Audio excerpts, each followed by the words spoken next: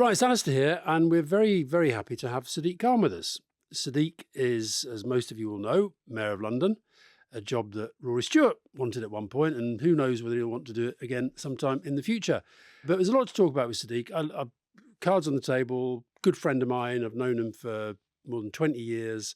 He was a councillor, he was an MP, he was a minister, and has now served 2 terms as London Mayor and is trying to get a 3rd term. So we want to talk about his background, we want to talk about his childhood. He comes from a pretty big family. A dad was immigrant from Pakistan. We'll go through all that and racism and what it's like having Donald Trump take lumps out of you and all sorts of other stuff too. So let's sit down and talk to Sadiq Kahn.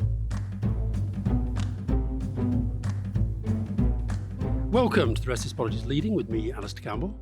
And with me, Rory Stewart. Now, Sadiq, we like with our guests to go right back to the beginning. Yeah. In fact, not long ago, we had the son of a Pakistani immigrant bus driver sitting right there. We've got a club, it's quite a small and exclusive club. There's a few of us, Go on then. Who is there apart from you and Sajid Javid? So, Said Avasi. Bus driver? Yep. He then became a businessman.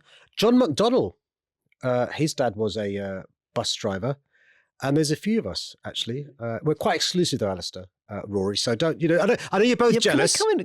That's quite interesting. Do you want to just give us a second on what it might be about being a bus driver? I mean, why? So look, I'm really proud of my dad. He's passed now, but so let me be quite clear. This is not me being a snob about bus drivers. I've got friends who are bus drivers, and I was with some bus drivers yesterday. I think what it is, Rory, is when you are an immigrant and you're having to do a job that you're overqualified for. Again, this is not me being disparaging towards bus drivers. My dad had a qualification from Pakistan, but actually he got better paid being a bus driver, and it was secure work. But you aspire for your children. It's a tough job being a bus driver, but you aspire for your children to go to university, to get a career, to get a vocation. And that drive, particularly when you're the child of immigrants, is compounded when you're working in a really hard job, doing every shift you're being offered. Being a bus driver, you can be the recipient of abuse.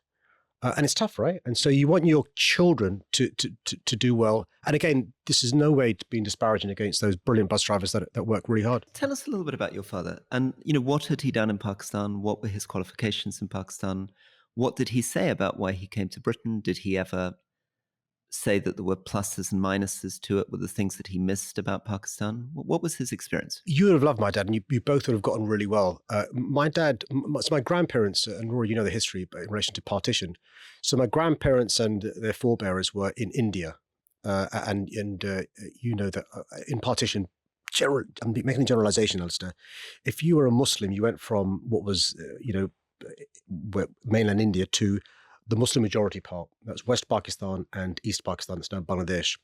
So both my father's family and mother's family had to migrate from India, where they were. My dad was in Lucknow, near UP, Lucknow. My mother's family is similar.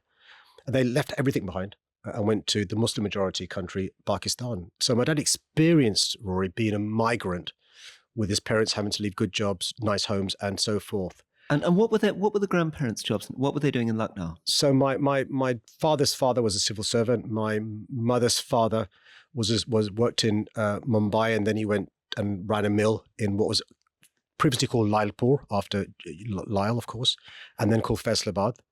And so middle-class family doing pretty well in what was then India, leaving most of their things behind, going to Karachi. Karachi was the then capital of Pakistan. It's now Islamabad.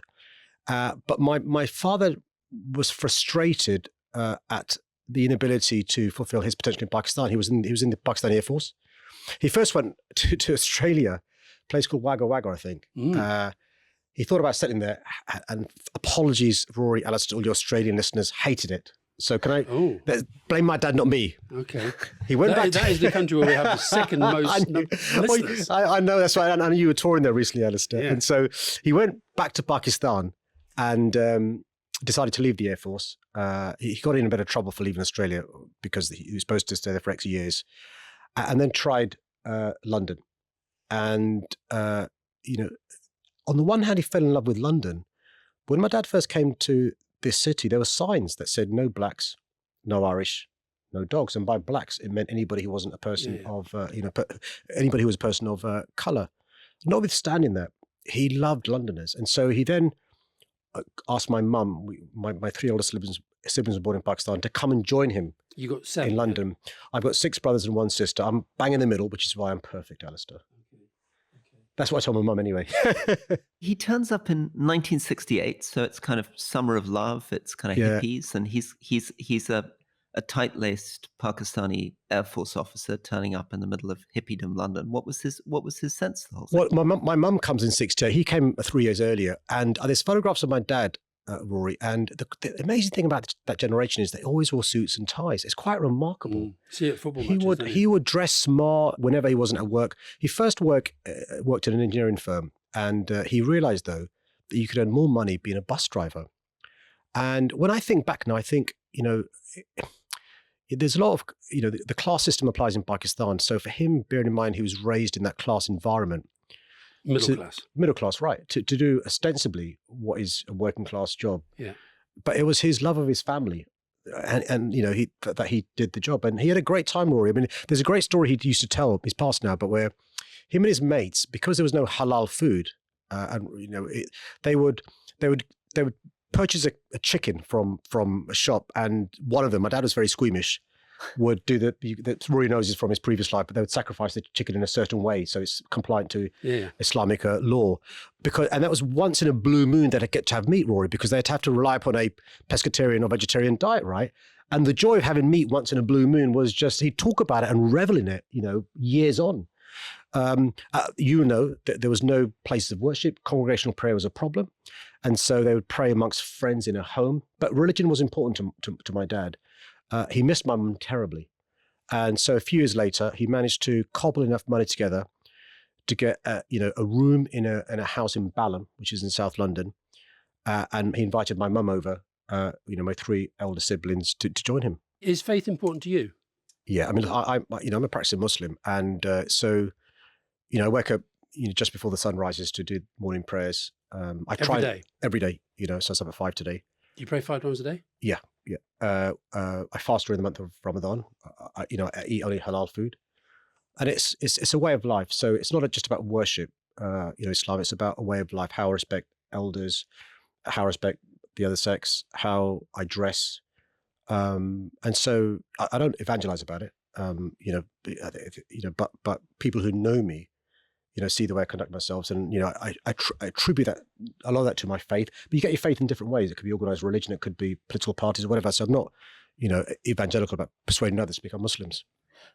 Did you find it in early life difficult in a working environment when you were fasting, explaining to other people that you were fasting? And were the moments maybe early on in your, political career or parliamentary career where you were very tired because you weren't eating and you weren't getting a great deal of sleep, and people didn't really understand that? Or? No, when I was a lawyer, for 11 years, it affected, it did affect my productivity during the month of Ramadan. I'm not scared to admit that. And so you do workarounds. So I'd work late into the night when I was more zippy and I had more energy and stuff in relation to doing the work I needed to do. When I became, both in law and politics, a lot of the socialization, the way you get yourself noticed is in the bar, right? The strangers bar, famously in Parliament, even the legal world, Rory, going to barristers' chambers, going for a drink afterwards. And it can get quite boring drinking a Diet Coke or a water or a sparkling water or a tonic water. No, I haven't. And that's where you socialize, right? And so it's difficult. So I've always tried to, be cognizant and conscious about creating an environment where everybody feels welcome. And so, the reality is the phrase out of sight, out of mind. If you're not going drinking with the boys, you won't get promoted and so forth. And so, it has been an issue. I remember when I was, a minister, civil service is actually very good at organising meetings, around your diary. Alistair Darling told a great story, at the G8 and the G20 and when it went further afield, finance meetings beginning at the iftar when fasts were being open, so you could have a proper meal together with other finance ministers and so forth. And actually, the world has changed for the better, Rory, because people now know the conversations I'd have when I was a child saying, "What, you fast for the entire month?" Well, no, it's just dawn to dusk. It's not the entire month, or whatever. And so people are much more aware now, which is wonderful. It's a great thing. But I tell you a story, Rory, you'll enjoy. bearing in mind you mentioned fasting, but when I first was asked by Gordon to attend cabinet, so Gordon rings me up and he says, Sadiq, I won't do the accent. Sadiq, I want you to... Sadiq. Yeah. I want you, listen, I want you to come to cabinet and also be a PC, right? So put the phone down. Privy Councillor. So I ring Sue and I said, Sue, listen, Gordon's rung me up, right? He said, be a police constable. Well, I'm thinking, what's a PC, right? Because you don't ask Gordon, because it's Gordon, right? You don't ask Gordon what's a PC. So Sue, Gordon's wrong. She goes, no, I know he's wrong. I goes, yeah, congratulations. I go, yeah. Sue, what's a PC? Right? You didn't. I swear to God, ask Sue and I. So, and then what happens is, and Rory's been through this. You're then invited to Buckingham Palace to swear an oath in front of it was then Her Late Majesty. And so before you go, a week before, Buckingham Palace ring you up and they say, by the way, sir, which form of Bible do you want to swear on? Is it the King James's version or the New English version, right? And I'm thinking, there's silence. I'm thinking, no, look, I don't want to mess things up, right? Right? I said, look, the Quran. And I kid you not, they said, we haven't got a Quran. Can you bring your own Quran? And so Rory, the your next friend must put the next must week get this changed. I think hopefully it has been changed. Yeah. So I go the next week to swear the oath.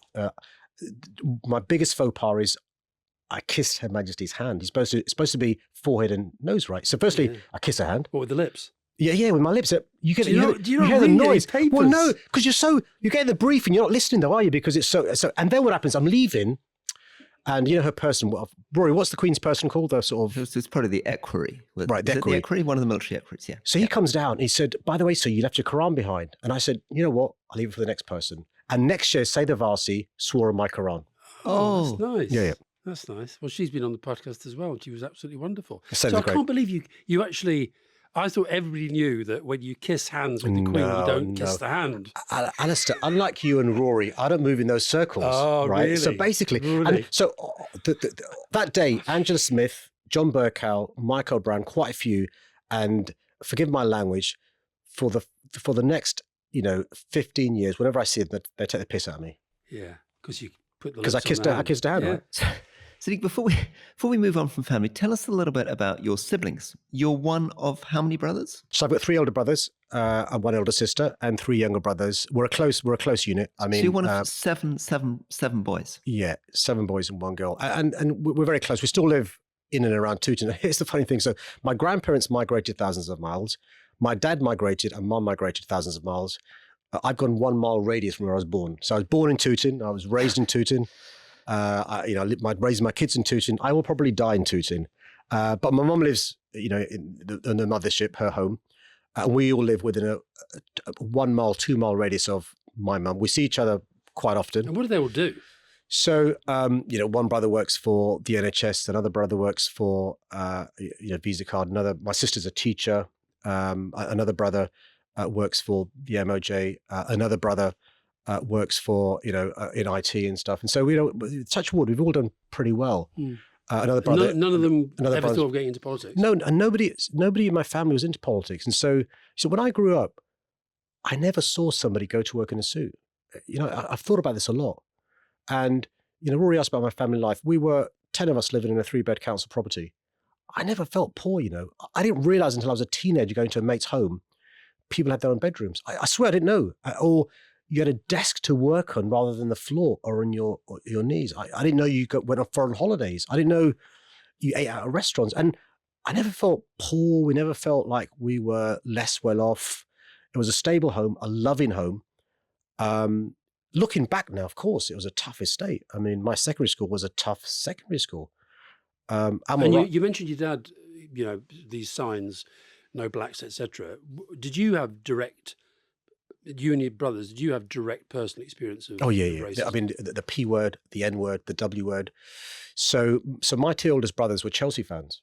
And they remember going to, there's a part of this Stamford Bridge called the Shed, and being chased away by the NF, who used to sell the public, the literature by the Shed. For instance, that's the National Front. The National Front, far right. So because of their experience, I didn't want to support Chelsea. And so, which is a wise move anyway. So my only experience, although I love football, I then started supporting Wimbledon. I was racially abused at a Wimbledon game by racists. So by Wimbledon fans. Wimbledon fans, assuming I was a Spurs fan, then using the Y word. Right. All right. And so my own experience of football then after that was watching it on football or on the radio or reading about it in the papers, which is why I supported Liverpool, because they had Ian Rush, Kenny Dalglish, great team. So people say, why do you as a South Londoner support Liverpool? Because frankly speaking, my experience was one where going to a match on the terraces, you'd be racially abused by your own side. What's your take now today, after 2 terms as Mayor of London? What's your take of interfaith relations in London and more broadly in the UK, and also your take of where racism as an issue and as a problem is now? I think it's possible to hold 2 conflicting views at the same time. On the one hand, massive progress made in our city and our country. From in one generation, no blacks, no Irish, no dogs. London chooses me to be their mayor. Ethnic minority, religious minority, and by the way, that religion is Islam. On the other hand, there are serious problems. I think I can trace it back what the cause is, which we may want to talk about. But some of the language being used now, the N word, the P word, the W word, is back in circulation. It'd gone for many years. Generally speaking, I think there's community cohesion. We get on pretty well. We don't just tolerate difference. We respect it. We embrace it. We celebrate it. But I think bubbling to the surface, what you've seen is a normalization of words we thought were unacceptable and had been removed from, the English language, and they're back in circulation. And I can trace it back to the Brexit campaign in relation to, people talk about political correctness. It's political correctness that means the P word's not used, the N word's not used, the Y word's not used. And this sort of, it's woke not to use this sort of language, or you're being politically correct by not talking about it, allows those who are on the fringes to now talk about it in the mainstream. And I think that's a big problem and all sorts of concern. What is it that you make when you hear Conservative ministers challenge racism when they're themselves from South Asian backgrounds or minority ethnic backgrounds? I mean, there's quite an interesting change, isn't there, in the Conservative Party, which I guess you came into Parliament in 2005. It's kind of unrecognisable, isn't it? We've got Rishi Sunak, Suella Braverman, Harpreet Patel. I mean, there's a lot of senior Conservatives now from minority ethnic backgrounds, but they've tended either to sometimes go to the right. There's quite an interesting thing going on where you get people going to sort of anti-immigrant right. You get, and well, let's start with that for a moment. I mean, is there something, what do you make of all that? Well, the number of theories I have, without naming individuals, I think some people try and overcompensate to be accepted. Assimilation, integration, we can have a conversation about both those words, but to be accepted by a tribe, you try and prove yourself and overcompensate. I think there's some of that going on. I think there's also the reality that the Conservative Party has changed, beyond recognition from the opposition we had when I was in government, in the noughties, to what it is now. The third thing I think is there's an acceptance of things in mainstream politics that wouldn't be accepted 5, 10, 15, 20 years ago. I'll give you a couple of examples. Rishi Sunak can't utter the word Islamophobic or anti-Muslim hatred to describe Lee Anderson, right? He removed the whip, but for what? He's not, right? This is when Lee Anderson, Tory MP, said that you were controlled by Yeah. I mean, these are clear Islamophobic, anti-Muslim, racist tropes, conspiracy theories, lazy untruths. Sunak couldn't call him out for what he was. Now, is that because he's so scared of his party, it's moved to the right, he's scared to do so, he feels weak and vulnerable? What is it? That's the source of concern. But also, Rory, what do you think it is? I mean, what is your sense when you hear that stuff? And what do you think's going on in his head? I think Sunak is a decent man. So I think it's more weakness rather than other things. I think Suella Braverman is not a decent woman.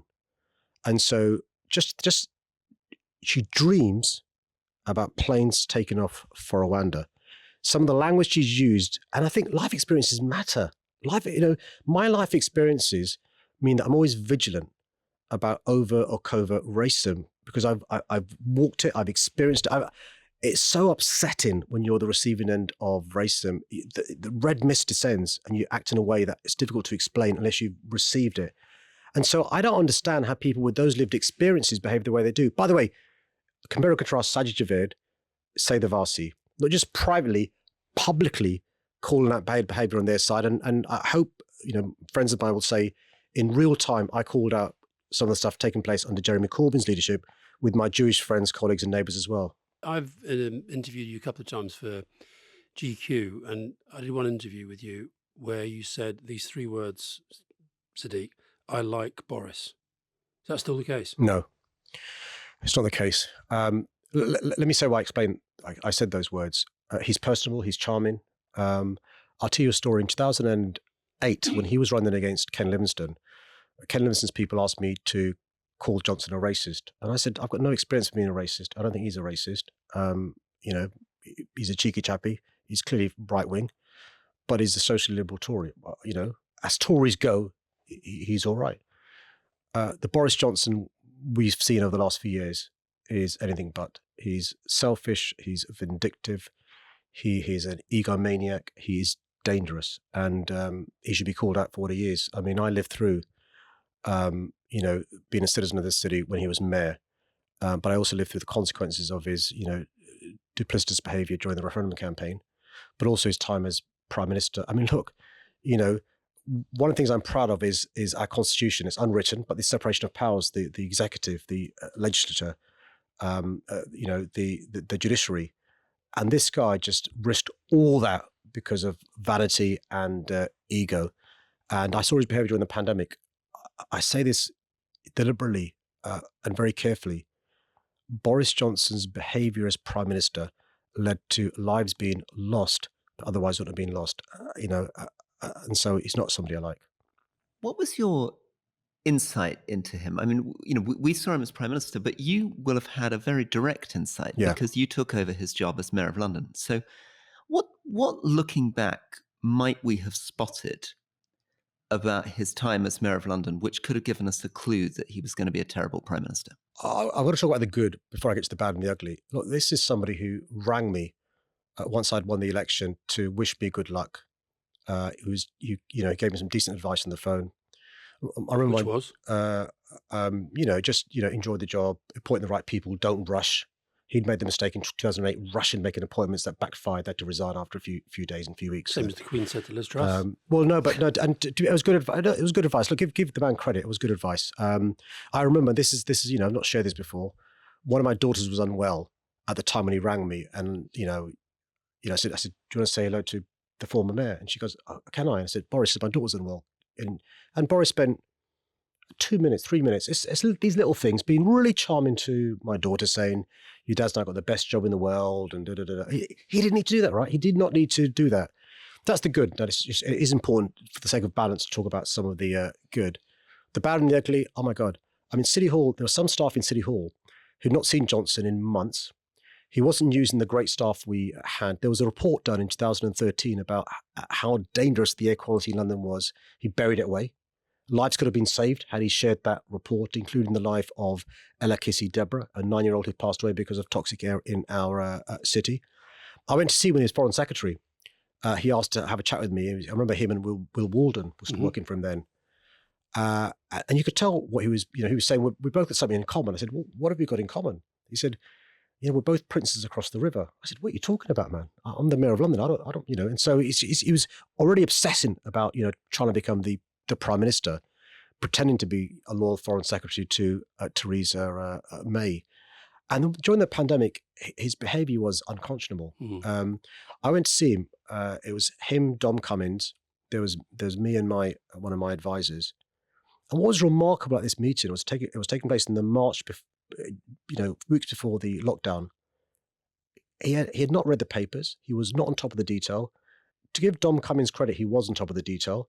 And so when I suggested, look, listen, Boris Johnson, the experience I've got from speaking to the mayor of Milan, the mayor of Seoul, is, we need to think about, bringing restrictions, locking down our city. He had no idea. And he's got the foreign office at his disposal. He's a prime minister. He's not spoken to colleagues in Italy or Seoul.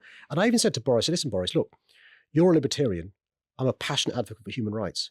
Imagine if the both of us are saying to Londoners, we've got to lock down our city because of this pandemic. It'd be really powerful, us both doing so together on a cross-party basis. He initially said yes. Let's do it. Let's do it tomorrow. Let's do it on the podiums. And the next day, he decided not to do so.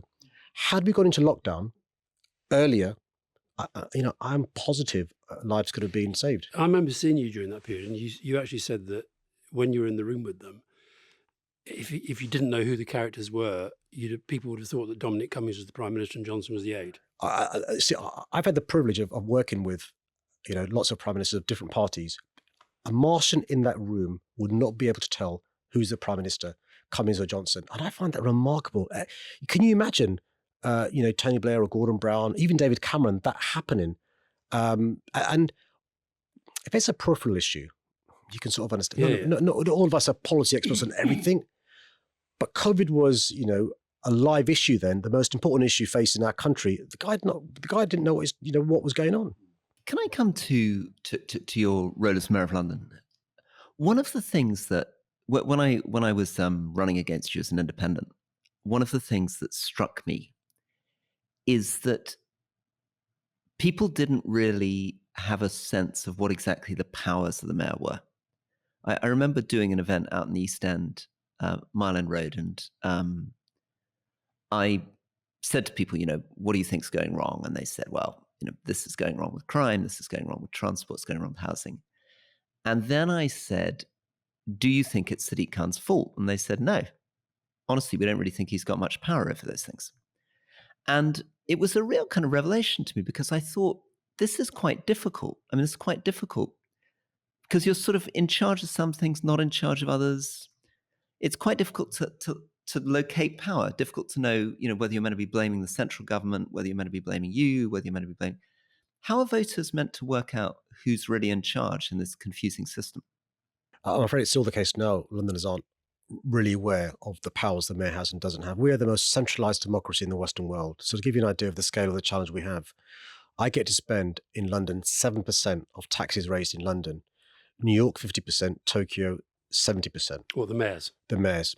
And so it's a big problem we have. We're centralised. We're the most, it's centralised democracy in the Western world. And, in my view, if take back control is to be meaningful, there should be devolving powers to cities and regions, whether it's Andy Burnham, Tracy Brabey and Steve Rotherham, or indeed the mayor of London. And it's a big problem because we get them blamed for things as mayors, whether it's Andy, Steve, me, Tracy, without having the budget and the responsibility constitutionally for those issues. Basically speaking, we're responsible for most of transport, most of the fire service, some of policing, some planning, and that's essentially it. Now, we've got some convening powers. We've got now powers around adult education. The other things we do are over and above what we're required to do by statute. The pompous phrase used in legislation is, we are the voice of London. But you're right, Rory, a lot of people don't realise the limitations of the mayor's powers. But how do you come along then? So you've come along and said, right, we're going to have free school meals. So where's your power for that coming? Yeah, so I've got no powers in relation to this, but it's an important thing to do, because one of the things I've got to do. How can you do it if you don't have the power to do it? Yeah, so we've got 2 or 3 tax raising powers. One is there's a slice of council tax we can use for services like the police, the fire service, and Transport for London. We also get some of the top up of business rates. So if business rates grows, we get the growth. Okay. The business rates mainly goes to the Treasury. We get some of the growth in business rates, but because of some of our policies have led to growth in London's businesses, we can use the top up we raise from business rates, the growth. There's a discretion that we've got to use that business rate. So I can use it on a garden bridge. I can use it to buy water cannons. I can use that to do some work in relation to a Thames Estuary airport. I told you weren't allowed to get to campaign mode. Or I can use it on free school meals. What I've announced, over the last few days is, if I'm re-elected mayor, free school meals in primary schools will be permanent. Rory, when you were running for mayor, yeah. Okay, imagine you had one. Yeah. Imagine you had become London mayor. What would you have done that Sadiq hasn't done? Well, this is a very difficult issue, because he's in the seat and he will say this is all complete bullshit. My basic view is that I felt you needed to really assert the mayor was in charge. And you needed never to say, I can't do this because the central government's not letting me. That you needed to say, the buck stops with me. If the signalling's not working on the Piccadilly line, I'm going to fix the signalling on the Piccadilly line. If the policing isn't working, I'm going to get out there and fix the policing. And that you would take power and do the job more as the chief executive. Now, I can completely anticipate what Sadiq is about to say in response to that. So over to you, Sadiq. Firstly, before I say what I'm going to say, what do you think I'm going to say, Rory? that I'm naive, that actually the job doesn't quite work like that. Let me say two things. So one is, if I was being a cynic, I could say if I was a prisons minister and I failed to improve the prisons, rather than blaming the Treasury, I'd accept responsibility, right? And so one of the things I've sought to do as mayor, which is my second point, is to follow saying I once heard Tony Benn say, which is the best politicians are teachers. And Alastair spends a lot of time going to schools and colleges, and I think political education, public education is really important. And that means educating the public about some of the causes of the problems and challenges we face. But you're right, Rory. When I reflect back, one of the things I think I could have done better was to try and force the Tory government to devolve more powers to cities and regions. And that's why when I speak to the other metro mayors, particularly during the pandemic, we were telling the government about what's happening in our communities, in care homes, in public transport, in hospitals. We were telling them about issues with PPE. And our frustration was we didn't have the powers to do anything about it. No, unless you're suggesting, me either unilaterally declaring independence or a coup, there's not a lot we can do, right? Because my budget is on a good day, £20 billion, and so we're limited. I mean, the MOJ budget, I think it's like £5 billion. But if you're going to transform prisons, have a rehabilitation revolution, you need much more than that £5 billion. That's why you need the Treasury support. Just very quickly on this. I felt, and maybe this is really unfair, that you were a very thoughtful, liberal, progressive mayor, and you were a good teacher.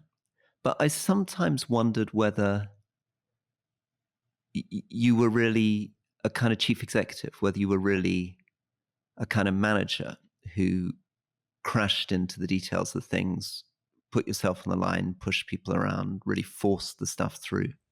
Well, let me give you some examples where hopefully I can, respond to your observation. So I think the previous mayor was a chairman. He let the chief of staff do all the work.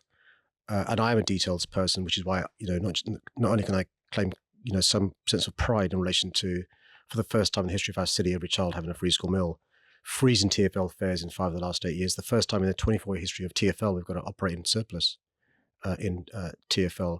I'm the guy that said to the commissioner, you're not doing a good enough job in relation to the systemic cultural issues in the police service. I've lost confidence in you. Whereas the government threw in the towel on high speed too. I persevered with the Elizabeth line, the most successful rail line in Europe. The same goes in relation to investing in youth clubs. More than 130 closed down over the last 14 years.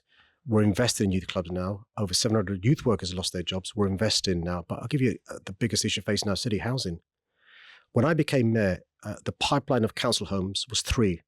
Not 300, not 3,000, 3. Last year, we completed more than 14,000. In the last 4 years, more than 27,000. More council homes being built anytime since the 1970s. More homes completed anytime since the 1930s. We're now responsible for adult education, a budget of £300 million. I've made sure every young person who's either unemployed or in a minimum wage work gets free training to get better skills, to get jobs that are being created. But also, we've worked with the private sector to help create in our great city more than 330,000 jobs by getting on top of the detail, hospitality, culture, finance, legal, green tech, fintech, really, really important. But also making sure we can, have our status as a global city still there, which is why I'm really pleased to say, once again, we'll have the Champions League taking place in London later on this month. Without a British club. Can I ask you about mental health? You and I have talked about it before, and I think it's, you do get depressed. And I just wondered if you could talk a little bit about that. When you say you're depressed, what does that mean? And how does that affect you when you're in this kind of high-profile position? Well, I don't want to spare your blushes, Alastair. But you talking about it gave me the confidence to talk about it. I felt it, without in any way wishing to be abusive towards you. If an alpha male like you can talk about it, that gives confidence to people like me. I'm of the generation who thought it was a weakness. Could I really be a politician where people respect me if I'm talking about my mental ill health? And, the fact that Alastair Campbell is talking about it gave me the confidence, it just did. And also, to be brutally honest, Prince William as well. I think he did something, and and I thought, hold on a sec, you've got the future king, Alastair Campbell, talking about this. It must be safe, surely, for me to talk about it. And I'm also going to confess, some of my staff weren't keen for me to do so. And I think when I spoke to you, I think you gave me the confidence to do so. And we talked about it. And then when I talked about it, the response was remarkable. People saying, "Oh my God," and then them telling their stories and so forth. So the way I describe feeling a bit low or depressed, is not to medicalize it, but just to explain and articulate what it means. It means me not wanting to shave, me wearing jogging bottoms, me not wanting to socialize with my mates that want to do so. But what's great when about thinking about it and talking about it is you then work out what things can stop you getting there. Because you know what? We do stuff that keeps us well without realizing that's what's keeping us well. So exercise, going out with your mates, going to a gig, spending time with people you love, those things lead to mental fitness. So we could talk about the stuff that leads to physical fitness. And I just think most of us aren't aware of the things that help us have mental fitness. And, it's really important that because I've got a platform, I now talk about it because I think, well, if you had an impact on me, even if I have an impact on one person, that's surely a good thing. And by the way, when I talked about it in the City Hall chamber, one of the Tories sort of implied during the questions we had that maybe I should have stepped down if I wasn't feeling mentally fit to do my job. And you sort of think, this is why people don't talk about it, right? Because, that's the sort of blowback you can get. What have you learned over time about your job? What do you think you're going to be better at in your third term than you were in your second term? And what were you better at in your second term than you were in your first term? So Rory, when I was in Parliament, I think a combination of me previously being a litigator, but also being a parliamentarian, I was very adversarial, very tribal. I blame Campbell, by the way, for the tribalism there is at Rory. And I realized being a mayor, you've almost got to have altitude. You've got to try and be above party politics, which sounds weird, bearing in mind I'm running, for re-election. And I think the voting system helps. Why does it help? Because in London, historically, you had a first preference vote and a second preference vote. And that meant that for self-interest, I've got to be frank, Rory, I used to court, and I still do, people who may be Green voters and Lib Dems or other smaller parties give me their second preference. What happens is the first round of voting, the top two go through, then everyone else's vote is transferred. And that's obviously changed. And one of the effects of that, so when I was running against you, my hope was I'd beat the Conservative candidate into second place, so I'd come in behind you, and I'd then be able to scoop up those Tory votes in the second round. And it might give a chance to an independent. This is basically how Macron did it in France. They've now changed it to a first past the post system. So it's now it's almost impossible to imagine an independent now being able to win in London, where it was narrowly just about conceivable when I was running in 2019. Spot on. It's worse than that, Rory. Listen, for selfish reasons, I became less adversarial. And now I think I've changed for the better, and I'm going to carry on reaching out to Greens and Lib Dems and so forth. But you're spot on. If this system carries on, if Labour doesn't change it, I worry someone like me comes from Parliament will continue to be adversarial rather than, trying to be, somebody who reaches out. We don't have an aisle, but reaches out to other voters and stuff. And I think that's really important. It leads to better politics, small p, and less party politics, capital P. And I think it's a mistake that the Tories made. And they only did that Labour didn't block it, did they? They let it go straight through the House of Lords. I mean, it was weird. I was really sad about that. Because obviously I thought the London electoral system was a really good thing. I think our first past post system is broken, and I really like the fact that there was a small chance for an independent to become Mayor of London, which is now gone. Why do you think Labour weren't more active in blocking it? Well, if Labour wins the general election, they're going to reverse that in London. They're going to go back to the old system, which is really important. They've promised to do that. What else do you want a Labour government to do in relation to devolution, in relation to the powers of mayors? So the good news is, I was at a shadow cabinet meeting a couple of weeks ago with Keir and the team, and already the amount of meetings Keir Starmer's had with all the Labour Metro mayors is, I think we've met 4 times in the last year, and he's taken on board the report that Gordon Brown did about regions and nations and how they're hot-wired into Westminster far more. And so what we want from a Labour government is more powers devolved to mayors. more resources devolved to mayors. That could include tax raise. That should include tax raising powers as well. Sorry, I'm interrupting you very naughtily, but just a little bit more on that, because you had this astonishing fact that in New York they get 50% of the city revenue. Yeah. Presumably, Labour's not being that clear and bold yet. I mean, what would you really like to see in your dreams? What sort of percentage of the revenue? What did you say it was at the moment, and what would you like it to be? It's 7%. New York has 50. Tokyo has 70% of taxes raised in their city. What would you love? Well, we want the powers, and what we say is, give us the powers, and we'll raise more money for you, the Treasury. And so it's not a question of us taking money away from the Treasury. So what happens at the moment is we go to the Treasury with a begging bowl in relation to give us a better business rates, give us a bit of money for this, money for that. Give us the powers in relation to skills, in relation to apprenticeship levy, in relation to multi-year deals, in relation to the ability to keep the revenues raised in relation to development. I'll give you an example. So the Elizabeth line, is paid a third by the businesses in London, a third by taxpayers in London, a third by central government. Allows to have more infrastructure projects funded in that sort of innovative way. What about tourists? When you go on holiday to any city across Europe, you pay a percentage of your hotel bill that goes to the city, which you do in Manchester, to improve the local community, to improve the public realm. What about giving us more of the business rates? What about the council taxes that are raised, giving them to councils and to mayors as well? And so there are things we can do around infrastructure, around planning, around housing that will benefit the country. And, other countries do it really well. We have the mother of all parliaments supposedly in London. It ain't working very well. Can I challenge you to be even more radical, even clearer? I mean, you're at the moment still phrasing it as what about this, but can you give us a clear manifesto? In your dreams, Keir Starmer comes in. What would he really make the Mayor of London's office be? What would be the great settlement which would make a great mayoral position in the city? Well, I think what I want the Labour Party manifesto to have is taking on board all of Gordon Brown's report.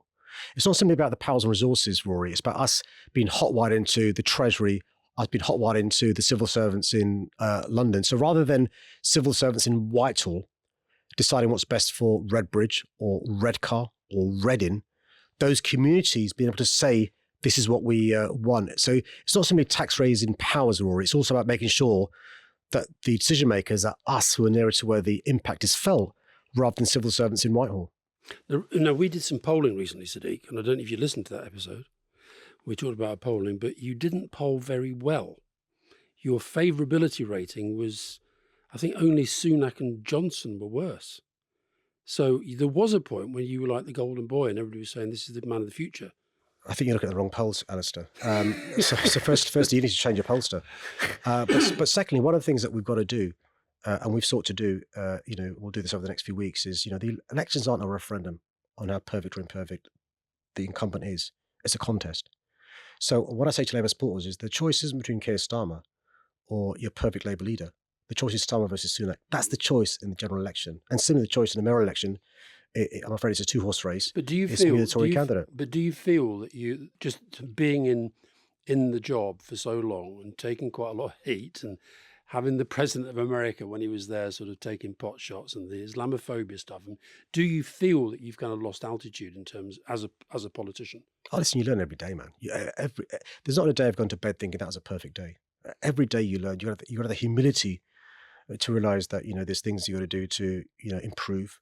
But actually, I'm incredibly proud of what we've achieved despite a Tory government over the last 8 years. We've been rowing against the tide of a Tory government. Imagine sailing with the winds of a Labour government in our backs. Interesting. When we had Andy Burnham and Andy Street in here, I don't even remember, Roy, but Andy Burnham said that there was a part of him that felt that it could become harder to have a Labour government when you're a Labour. No, not at all. Listen, it didn't.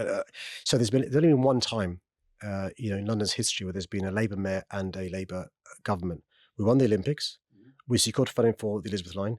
We built a record number of homes. Look, Kira and Rachel and Andrew and Yvette and Ed aren't going to write me a blank check. Of course they won't. But rather than them being an obstacle, there'll be open channels of communication. And it's in all of our interests for us to get on. We're the capital city. And I think it's anti-patriotic to always be slagging off London and to be depriving us of our resources because, we've got a Labour mayor. When you look at the big global picture, look at what's happening in Russia, Ukraine, Israel, Gaza, how does this play into the way that politics is changing in Britain? What do you see as the connection between what's happening abroad and the way that politics works at home? Yeah, so 2024 is, I think, the most important year in recent history. Why? Half the world's population will be voting in some form of election or not, whether it's the USA, India, Indonesia, we've had Pakistan, Bangladesh, our country, of course. And so it's a really important year. I worry about the rise of nativist populist movements across the globe. I worry some of the lessons Democrats learn is the way to win elections is fear, is division.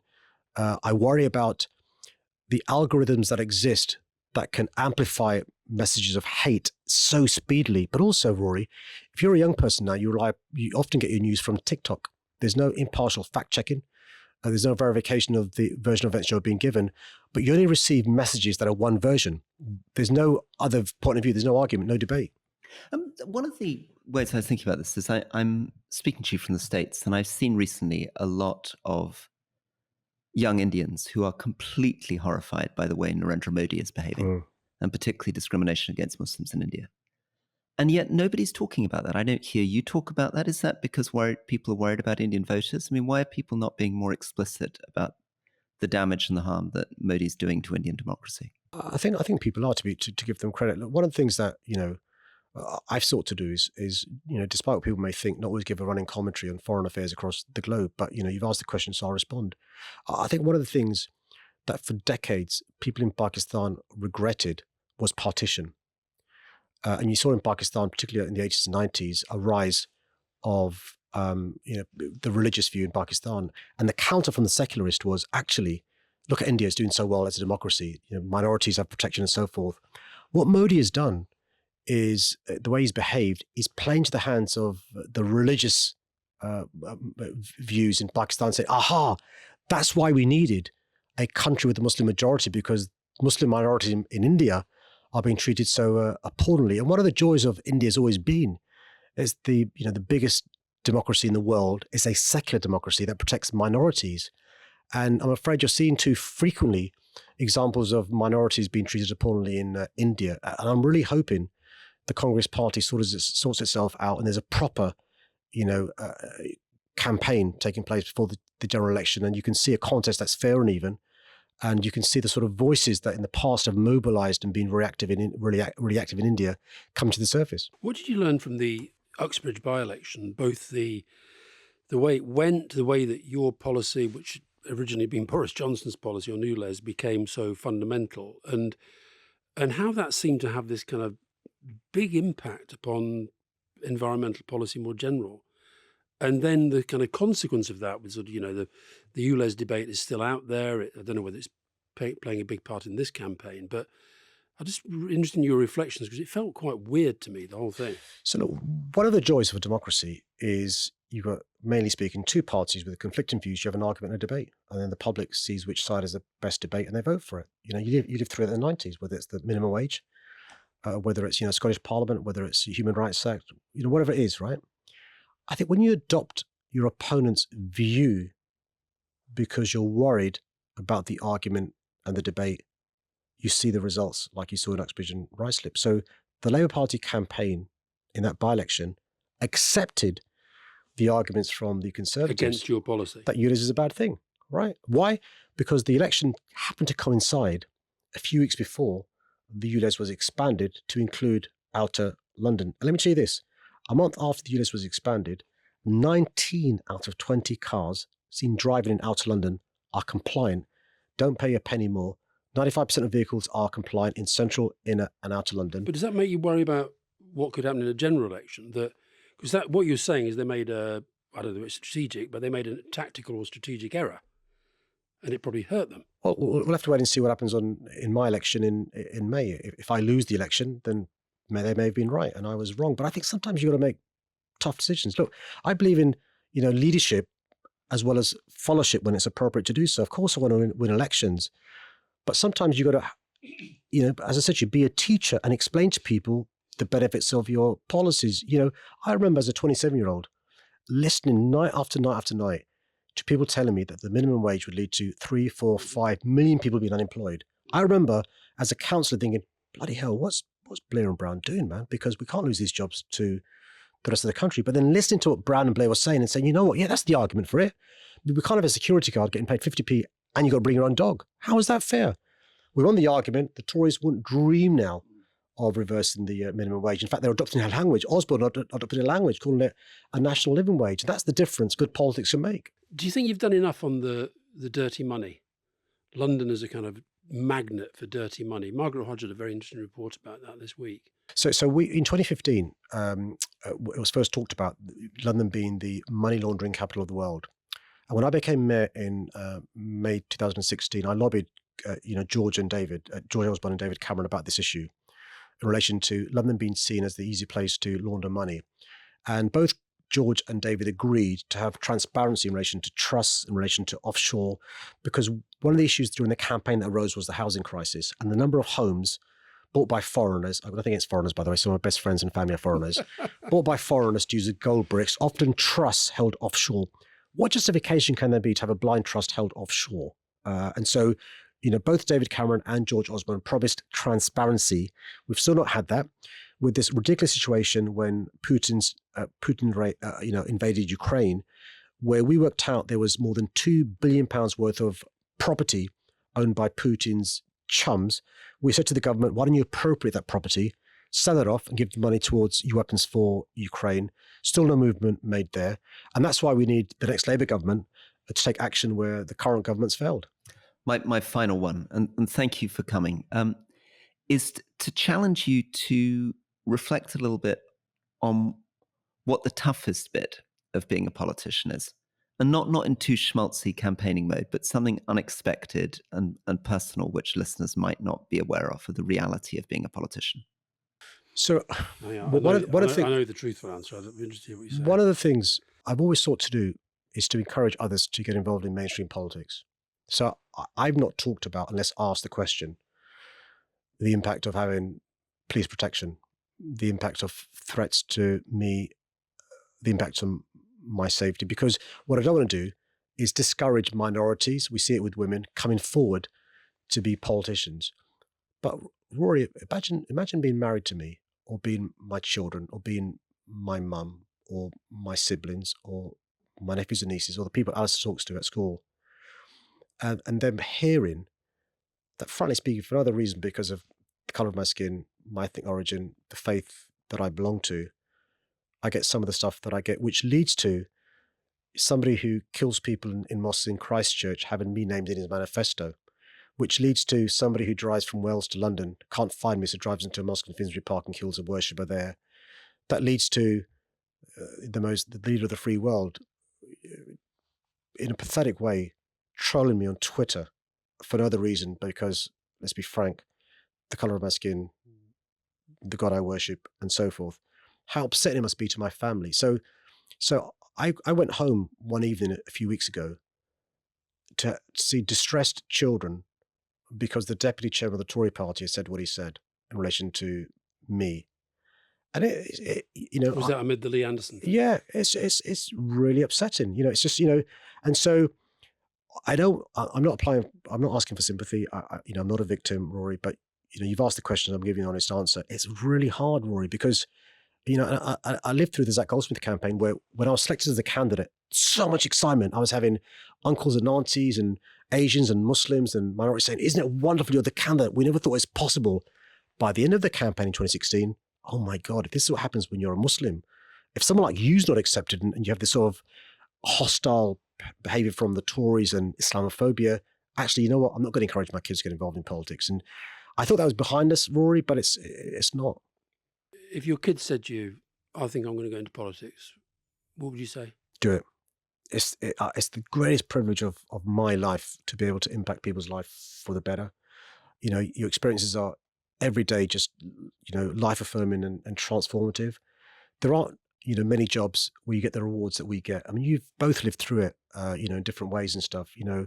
I challenge you not to say that you improving people's lives for the better is not the most rewarding thing you can have. Of course it's tough, but the bullies want us to be coward, right? Trump wants me to throw the towel in. And one of the things that I'm well aware of is, if I lose on May the 2nd, Trump's going to be cheering. Some of the people that Rory talked about in India will be cheering. Netanyahu will be cheering. Le Pen will be cheering. Albert will be chairing, Duda will be chairing, and so forth. And so it's not me having delusions of grandeur. It's the fact that the greatest city in the world has a mayor who is of Islamic faith, Pakistani heritage, and Asian origin. It's quite important. Good. Well, Rory's got to get a plane to Vancouver. Rory, love talking to you, man. Lovely to talk to you. Have a great chat. Thank you for coming in. Good luck Stay with safe. everything. And I'm sorry I've got to run. No, safe journey back. Best wishes. Bye-bye. All right, Sadiq. Thanks for coming in. Been lovely to talk to you as ever. Thanks for having me. And Alistair, don't forget, vote Labour on May the 2nd. Okay. Okay, Rory. So there's the man doing the job that you wanted to do. What did you make of it? Well, difficult, isn't it, to be objective when I ran against him. Look, I think there's so many positive things about him that people will have picked up listening to the podcast. I think he's got a lovely balance of humility and introspection.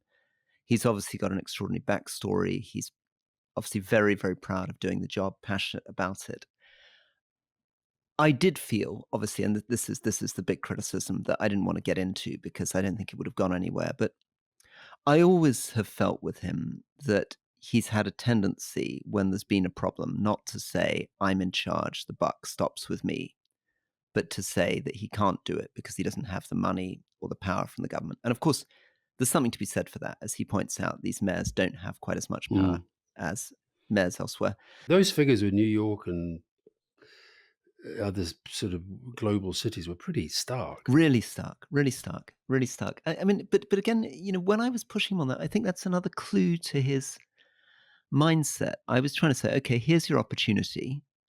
What do you really want in number terms? Do you want 50%? Do you want 30%? What's the plan here? What are you going to push Keir Starmer to do? And what I got is, well, we should sign up to the Gordon Brown thing. And, it's not all about the money. It's about the attitude of the government, this, that, and the other. And that was interesting. I suppose that is why is that, do you think, that's his response, not to come in with a kind of... Because I think probably because if he were to say, we should be like New York, where the mayor has 50% of all public spending related to New Yorkers, people would think that's like just a sort of blatant naked power grab that will never, ever, ever happen because of the way that UK finances are run through the Treasury. Or he doesn't want to set himself what will be taken as a target, which he then doesn't meet. Also, but I think there was something quite realistic about the way he was talking about that. In a sense, even when he was going through his powers, he was sort of saying, well, I've got a bit of this and a bit of this and a bit of this. Now, you could say, you seem to be saying, you think that's him saying, I can't do the things that I want to do because these terrible Tory government people stop me. But I just thought it was quite a realistic assessment of the power. I think he is very realistic. And I guess that's the question, isn't it, in political leadership? Where's the balance between being realistic, which is, of course, what civil servants have to be professionally. These are my powers, this is the budget. I'm not really going to be able to do that much. And where a leader comes in and says, I'm really going to sort this out and I'm going to change this. I mean, so that's, I suppose you're right. There would be risk involved. And potentially also maybe, are you suggesting that could also be a political problem, which is that if he set himself up to say, I've got this different vision of what the Mayor of London is going to be to what Keir Starmer has, potentially the media could create a story about fights between the Labour London Mayor and... He wasn't at all shy about suggesting that he did think that the Labour Party nationally made a mistake in the Uxbridge by-election over ULEZ.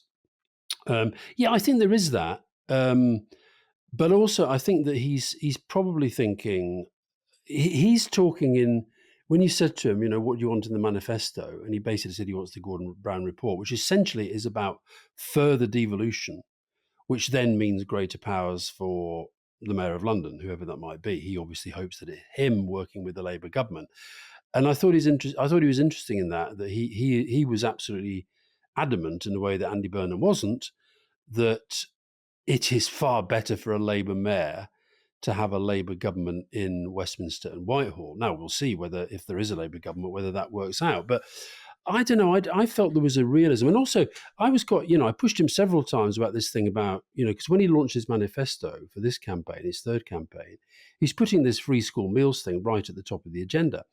And yet, as he said, he doesn't have responsibility for for schools. So that is an example of something, I think, where he said, I want to do that, I'm going to do that, and I'm going to make the bits of the system through which I can do it work for me. Yes, he's making. I mean, I think that's right. He's making a choice there on how he wants to spend Those bits of money that do come to him. hundreds of millions of pounds of his budget. Yeah, yeah. And he's making a choice that he's going to spend it on that. He's not going to spend it on fixing the Piccadilly line. He's not going to spend it on putting another X hundreds of millions of pounds into social housing.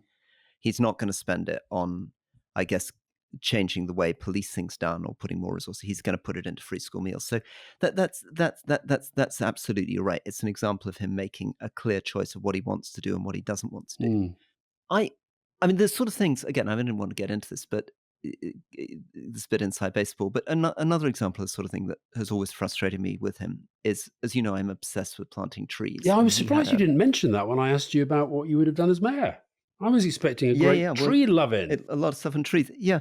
Well, because I didn't want to get in an unnecessary fight with him. But, you know, he'd had a target in his first term in office that he was going to plant X million trees, and he just completely missed it. He didn't do it. And nobody really holds him accountable. I mean, that was the shocking thing that I was talking about at Mile End. When I was campaigning, people would be like, oh, yeah, there's a lot of stuff that's wrong in London. And then when I said, but shouldn't Sadiq Kahn be fixing it? They'd be like, oh, yeah, but isn't that more of a ceremonial position? I'm not really sure he's got much power over that. So I think I'd like to see a mayor who's, and that's what I felt I got with Andy Burnham. That's why I'm a big Andy Burnham fan. Andy Burnham, you know, doesn't spend his whole time saying, I can't do this. He does a bit. He does a bit of that, Rory. Well, less. I mean, you know, he did really bold, in 2019, he did some really bold stuff on homelessness. I mean, to give an example of the difference between these two mayors, Andy Burnham said, look, I'm going to fix homelessness in Manchester. And he made huge progress when London really wasn't making progress. And Sadiq Kahn is sort of picking up things, but he picks them up, maybe because he's quite cautious, he picks them up behind other people. So my sense, without being unfair to him, is, you know, I was talking about building council housing, I was talking about planting trees, I was talking about air quality. I felt more vigorously and powerfully in 2019 than he was. Later, he does this again, Andy Burnham. Andy Burnham really showed what could be done on rough sleeping. And later, Sadiq Kahn comes in behind this. Even on COVID, you know, we had a real standoff. I didn't want to get into this, but in February, when I was calling for lockdowns, he was still plodding along in the early days. I remember a big confrontation on Good Morning Britain with me and him, where he was still saying, oh, well, we have to listen to the government. I haven't had my briefing yet from the government. I got to go and see. So I think that there's, I think he's a wonderful person, but I don't think, contrary to the way he sees himself, that he's a big, decisive CEO. I think he's a great communicator, but I do think that he's more interested in the kind of representational elements of the job than really taking risk. Yeah, but if you think about it, the ULEZ thing, which, as we said in the interview, was a sort of Johnson thing, but Sadiq, I think, has shown quite a lot of kind of courage in taking that through. And air quality is another thing. You know, he decided that was a thing he was going to improve, and he has. Yeah, he's done a really good job on those two. Yeah. And you're right with ULEZ, because that was interesting, wasn't it? He said that, because I remember the predictions in 2019. I remember taxi drivers saying to me, you can beat him if you're prepared to come out against ULEZ because it's going to cost people on low income £67 a week. And as he pointed out, that once he'd implemented it, it turned out that, I think, what did he say, 90% of vehicles turned out to be compliant. Yeah. What did you make of his, you mentioned the COVID period. What did you make of his analysis of Johnson and Cummings? Well, I think that's right. I mean, I think Boris Johnson really wasn't suited for that. I mean, I think that's the problem with populism. Populism is all about broad brushstrokes, simple solutions. It's not about looking at the detail, learning what other countries are doing, trying to get your head around the science. So oddly, Boris Johnson's problem wasn't, as people suggested, that he ignored the scientists. Strangely, his problem was that he was actually a little bit too deferential initially towards chief medical officers and deputy chief medical officers who really believed in the early days that there was no point locking down, that herd immunity was something to look at. I can't get out of my head that awful thing he did in the Green Room in Downing Street with Jenny Harris, who was the deputy medical director, where sort of, you know, throwing her softball questions to explain that there was no need to ban Cheltenham, and there was no need to wear masks, and it would make it worse, and all that stuff. But I think that we've still got Truss out on the rampage talking about sort of unelected advisors and civil servants and others with too much power. But it was a remarkable portrayal of, and it's something Sadiq talked to me about at the time. And I remember, because I used to get portrayed as this sort of, eminence grise behind the throne. I always knew it was bollocks, that Tony was the person in charge, and that's how we operated. But you really got a sense that Johnson was constantly looking to Cummings for decisions, which is just sort of... And Cummings was completely cynical and rude and brutal about that. I mean, in all these WhatsApp messages, he basically made it clear that he thought Boris Johnson was a shopping trolley. Yeah. And he was in charge. I mean, that's, I think, probably the strongest thing I took out of this, that you or Peter Mandelson or Jonathan Powell or Angie Hunter would never have been sending such sort of derogatory WhatsApps about your boss between each other. No, absolutely not. And in fact, we wouldn't have wanted to work for someone if you despised them that much. So come on then, Rory. You live in London. I presume you've got a vote. It's first past the post. There's only 2 horses in it. Where are you going to go? Well, that's the big. Well, there we are. I'm not getting pulled into that. Why but not? I tend to just Why find not, a thing. Rory? You can't avoid that question. Well, because okay, I'd say he's a nice guy, but obviously I ran against him because I think we could do better for Mayor of London, and I didn't really like his. Well, yeah, it's not a question of who the ideal Mayor of London is. It's just between me and this other Tory candidate. It's very defeatist. It's true, though. It's a really difficult. I mean, that's because your old party has changed the system, which Labour didn't block. I mean, it's really weird that thing. But Sadiq made clear he is not happy about the new system and wants it changed back. No, oh, come on, Rory. I think I've got to hold your feet to the fire here. Come on.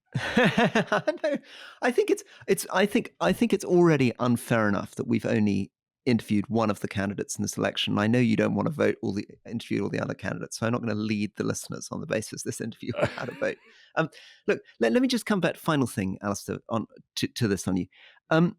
I found running against Sadiq really interesting and very, very difficult because basically in those days there was a lot of sympathy for him as a person, and I thought, okay, the way to do this is to really focus on performance, to really say, why has the signalling on the Piccadilly line not been fixed since the 1970s? Or, why have we got knife crime going up?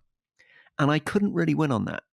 And I wondered, do you have any advice or thoughts on those kinds of campaigns? What happens when you can point to things that somebody isn't delivering, but in the end, it's very difficult to convince the voters? Maybe it's just they don't believe that I'm going to be able to fix them either. I think it's the Conservatives in this campaign have slightly played to his advantage by doing these ridiculous videos of sort of, London in meltdown. And then, they found out that actually it was a scene from New York and what have you. So actually, I think by and large, when they sort of portray London as this, you can't walk down the street safely and the Islamists on every corner and all this sort of stuff, I just don't think it speaks to people's real experience. So I actually think you need something more realistic.